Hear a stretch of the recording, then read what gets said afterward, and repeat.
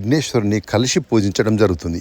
అయితే లక్ష్మీదేవిని విఘ్నేశ్వరుణ్ణి కలిసి ఎందుకు పూజిస్తారనే సందేహం అందరికీ కలుగుతుంది.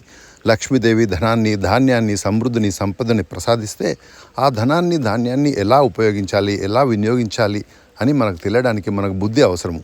ఆ బుద్ధిని ప్రసాదించే దేవుడే విఘ్నేశ్వరుడు. మనకు మంచి బుద్ధిని ప్రసాదించి మన యొక్క పనులలో ఆటంకాలను, విఘ్నాలను తొలగించే దేవుడు కాబట్టి లక్ష్మీదేవిని సంపద కోసం, విఘ్నాలను తొలగించడానికి, బుద్ధిని ప్రసాదించడానికి విఘ్నేశ్వరుని మనం పూజిస్తామని మన విశ్వాసము.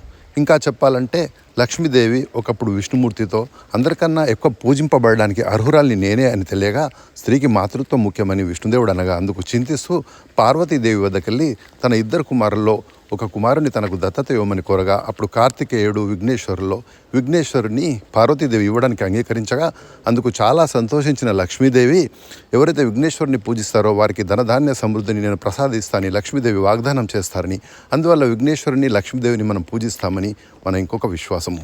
ఇంకా అదేవిధంగా పాల సముద్రం మదనం చేయగా లక్ష్మీదేవి ఉద్భవించగా లక్ష్మీదేవిని తన భార్యగా స్వీకరించి విష్ణుమూర్తి ఆమెను ధనధాన్యాలు ప్రసాదించే తల్లిగా నియమించిన తర్వాత అప్పుడు తన భక్తులకు ధనాన్ని ప్రసాదించడానికి కుబేరుని అధిపతిగా నియమించగా కుబేరుడు ఆ యొక్క ధనాన్ని తన వద్దనే ఉంచుకొని పిసినారితనం చూపించడం వలన అందుకు చింతించి విష్ణుమూర్తి సలహా కోరగా విష్ణుమూర్తి సలహా మేరకు తన భక్తులకు ధనాన్ని, ధాన్యాన్ని, సమృద్ధిని పంచడానికి విఘ్నేశ్వరుని అధిపతిగా చేశారని, అందువల్ల లక్ష్మీదేవిని, విఘ్నేశ్వరుని కలిసి పూజిస్తే మనకు ధనధాన్యాలు, బుద్ధి ప్రసాదిస్తారని ఒక నమ్మకము.